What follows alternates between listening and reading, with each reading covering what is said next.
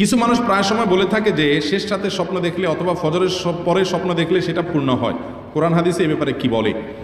স্বপ্ন কোন সময় দেখলে সত্য হয়? কোরআন এবং হাদিস ঘাঁটলে এ সম্পর্কে সুস্পষ্ট কোনো পরিষ্কার কোনো নির্দেশনা পাওয়া যায় না যে এই সময় স্বপ্ন দেখলেই সেটা সত্য হবে। তবে হ্যাঁ, ঘুম কিছুটা পাতলা থাকলে স্বপ্ন এর ব্যাখ্যা বিশেষজ্ঞরা অনেকেই বলেন, লেখেন যে সে সময়ের ঘুমটা, সে সময়ের স্বপ্নটা সত্য হয় এবং সকালের টাইমটা, এই টাইমটা কিছুটা ফজরের আগের টাইমটা বা সকালের টাইমটা, স্বপ্ন যেটা দেখার পর মানুষের স্পষ্ট মনে থাকে কি দেখছে, এটা সত্য হওয়ার সম্ভাবনা বেশি থাকে। স্বপ্ন তিন প্রকার, একটা হলো সত্য স্বপ্ন, একটা হলো মিথ্যা স্বপ্ন, আরেকটা হলো জল্পনা কল্পনার কারণে যে স্বপ্ন দেখে সেটা।